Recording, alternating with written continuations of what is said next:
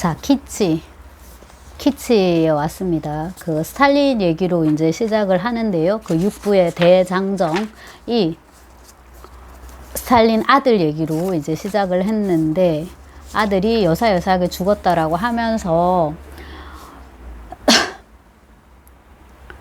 신학적 예비지식은 조금도 없었지만 어린 나는 순간적으로 똥과 신은 양립할 수 없으며, 또한 인간이 신의 모습을 본따 창조되었다는 기독교의 인류학적 근본 명제가 지닌 허약성을 일찌감치 깨달았던 것이다. 신의 창자에 대해서 생각하는 것이 신성모독이라고 여겨졌다. 그렇죠. 네, 그럴 겁니다.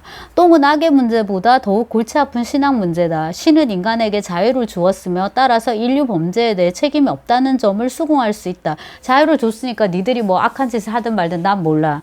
근데 똥에 대한 책임은 전적으로 인간을 창조한 신, 오직 신에게만 돌아간다. 이제 우리가 동물인 이상 먹으면 다 이렇게 싸야 되니까요.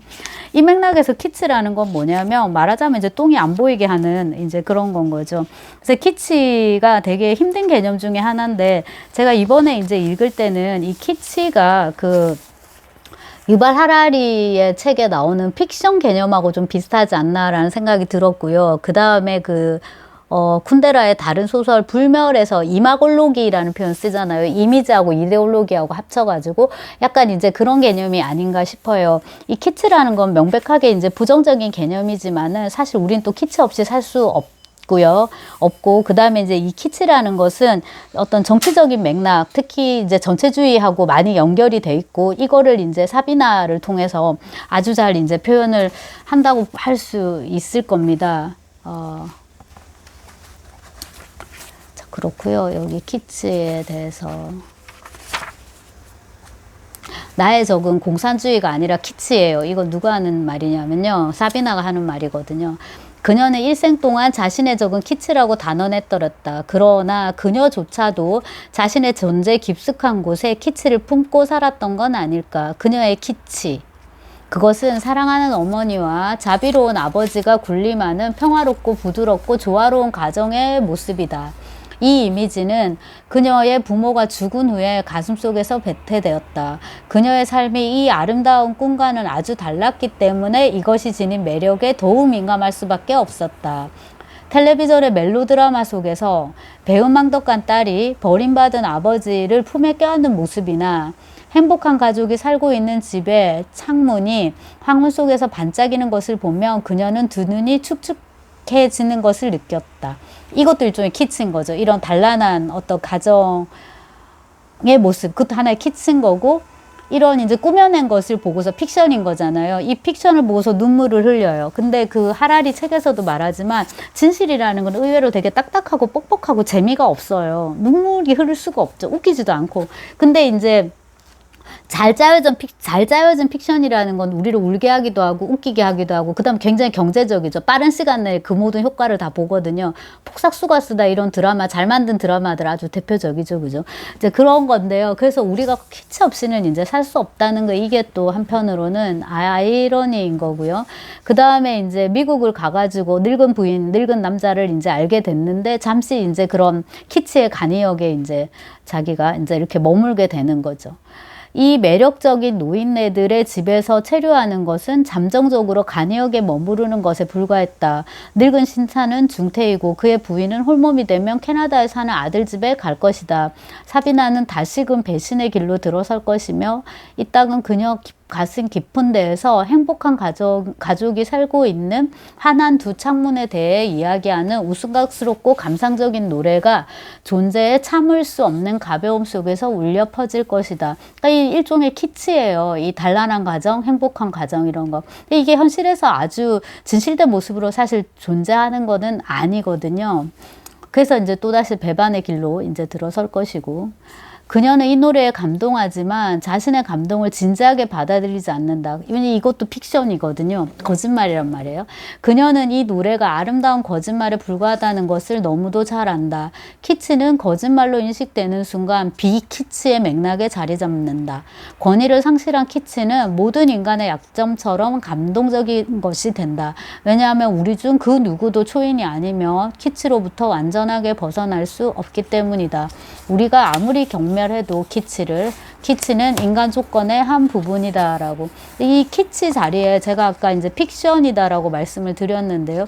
그런 것들이 우리가 살아가는데 되게 이제 필요한 거죠. 조건적으로 만들어진 픽션에 우리가 되게 감동을 하잖아요. 근데 그게 이제 아까 제가 떠올라가지고 그냥 드라마 폭삭소가수다를 말씀을 드렸는데, 드라마는 뭐 어차피 우리가 이거는 드라마다 하고 보는 거니까 영화도 그렇고 소설도 그렇고. 근데 정치는 정말 무서운 게 우리가 이걸 사실이다 생각하고 접하는 거잖아요. 근데 사실 사실관계가 확인되지 않은 것조차도 사실이라고 이제 하면서 서로 막 헐뜯고 비난하고, 이게 정말 정치라는 게 진짜 무섭구나라는 생각이 이제 들고요. 그 다음에 정치범에 대해서 그 프랑스가 뭐 몇 년도부터는 사형을 시키지 않는 걸로 이제 법을 바꿨다고 하던데, 그래서 드레피스가 그나마 죽지 않고 그렇게 이제 유배지에 갇혀 있었던 거, 나중에 이제 그 복권이 되잖아요. 그렇다고 하는데, 그 이유를 알 것 같은 게, 이 정치 재판 같은 경우는 정말로 그 시시비비를 가리기가 힘든 경우가 많구나 하는 생각이 들고, 그 다음에 이제 우리가 확고하게 딱 정해져 있는 상태에서 이런 픽션이 만들어지고 저런 픽션이 만들어지니까요, A는 무조건 나빠, B는 무조건 옳아, 이렇게 이제 돼버린단 말이에요. 그래서 이 키치를 정치적인 맥락과 연결해가지고 이 소설에서 굉장히 잘 표현했구나라는 거를 이번에 읽으면서 다시 한번 깨달았고, 그 다음에 이 키치라는 말을 제가 아까 픽션으로 바꿨는데, 이 자리에 다른 것들을 넣어도 비슷하겠다. 예컨대 속물성 같은 거, 우리가 아무리 속물성을 경멸해도 속물성은 인간 조건의 한 부분이다. 그 다음에 감상성 넣어도 될 것 같아요. 우리가 아무리 감상성을 경멸해도 감상성은 또 인간 조건의 한 부분이다라고. 이 감상성은 좀 전에 이제 얘기했던 바흐진인데요. 바흐진의 그 1971년, 72년 메모인가, 아무튼 그 말의 미학에 이제 나오는 표현이기도 했는데, 감상성이라는 거는 굉장히 우리 인간의 어떤 일부분만을 표현해 줄 수 있을 뿐이지만, 또한 이제 그것으로밖에 표현할 수 없는 아주 핵심적인, 본질적인 그런 부분이 우리 인간에게 있다라는 거거든요. 그게 아주 전체를 보여주는 어떤 보편적인 그런 세계를 보여주지는 못하지만은, 그 감상성만으로 밖에 설명이 안 되는 그 부분도 굉장히 핵심적인 거거든요. 그래서 키치도 그렇고, 이 속물성도 그렇고, 감상성도 그렇고, 이제 이 문장 자체도 마음에 들고요. 그 밖에 이제 다양한 키치에 대해서 이제 얘기를 하는 거죠. 각양각색의 의견이 있으며 또한 각양각색의 키치도 있게 마련이다. 가톨릭 키치, 개신교 키치, 유대인 키치, 공산주의 키치, 파시스트 키치, 민주주의 키치, 페미니스트 키치, 유럽 키치, 미국 키치, 민족주의 키치, 국제주의 키치.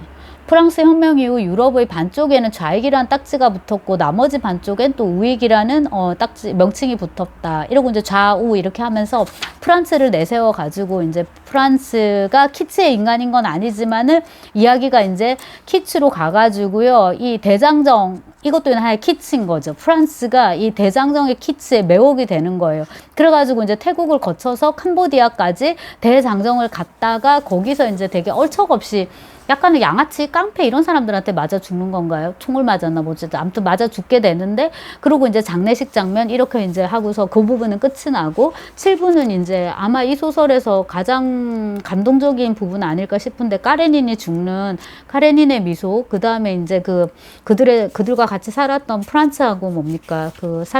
프란츠하고 테레사의 가장 행복했던 순간을 이제 포착하면서 이제 소설이 끝나는데요. 키치까지 이제 제가 얘기는 해야겠다 싶어갖고 하나 찍는 거고, 좋은 소설이네요. 참을 수 없는 존재의 가벼움. 네. 소설을 읽는 기쁨, 동시에 또한 뭡니까? 소설을 쓰는 기쁨이 무엇인지를 또한 알게 해주는 소설. 왜냐하면 여기서 쿤데라가 소설을 쓰는 과정에 대해서 끊임없이 간섭적으로 이야기를 하거든요. 그러니까 작가, 화자가 간섭하는 시스템의 소설이에요. 이런 소설을 이제 쿤데라가 잘 쓰는데, 불멸에서는 그게 더 심했던 것 같고, 참을 수 없는 존재의 가벼움은 그 정도로까지 장난질을 많이 치지는 않지만 그래도 이제 조금은 보이죠. 그래서 어느 분은 이제 그 농담이 제일 잘 읽혔다고 하는데, 농담이 이제 그런 장난, 그러니까 테크닉은 제일 적은 편이죠. 아무래도 처음에 썼으니까 고전 소설에 조금 더 가까운 그런 시기였을 거고요. 요건 이제 본격적으로 자기 소설인 거잖아요. 그리고 이게 제가 어릴 때 읽어서 그렇지, 사실 이게 쿤데라가 나이가 이게 29년생인데 이 소설이 언제 나왔어요? 그러니까 한 80년대 나왔나요? 그러니까 이게 한 50 막 이렇게 돼서 쓴 거잖아요. 그렇게 생각하면 저도 아직 늦지 않은 거네요. 네, 네. 일단 쓰면 되는 거죠. 다 필요 없고 그냥 하면 되는 건데, 아무튼 일단 이제 나이도 좀 들었고 그 사이에 또 이러저러한 작품집을, 연작 소설이며 작품 이런 걸 냈으니까는 이제 훈련이 많이 된 거잖아요. 그래서 이제 본격적으로 쿤데라식 어떤 에세이 소설, 쿤데라식 철학 소설이라고 할 수 있을 거예요. 그래서 이제 끊임없이 이렇게 간섭을 하면서 프란츠는 이렇게 태어났고, 그 다음에 이제 사비나는 또한 이렇고, 그 다음에 테레사는 또한 이렇고, 그 다음에 토마스는 아까 그 창가에 이렇게 서서 바깥을 바라보는 어떤 이미지, 거기서 이제 이렇게 태어났고, 그런 것들이 소설 중간중간에 이제 나오는데, 뭐 때문에 이렇게 쓸데없는 짓을 하지라는 생각이 들지 않게끔 잘 쓴 것 같고요. 영화로 치자면 이제 고다르 영화를 보는 그런 느낌인 거죠. 그리고 이제 굉장히 잘 감춰져 있지만 히치콕도 중간중간에 자기 영화에 이제 출연을 하는데, 약간 타란티노도 그렇고, 네, 대놓고 드러나기도 하고, 이제 그런데 좀 다른 식이긴 하지만 고다르에게 더 가까운 거죠. 영화로 치자면은. 그런 식으로 자기가 소설을 쓰는 이 방식, 그 다음에 이제 인물을 창조하는 방식 또한 소설의 재료로, 소설의 내용으로 이렇게 활용하는 것이 또 인상적이기도 했습니다. 쿤데라의 참을 수 없는 존재의 가벼움이었습니다.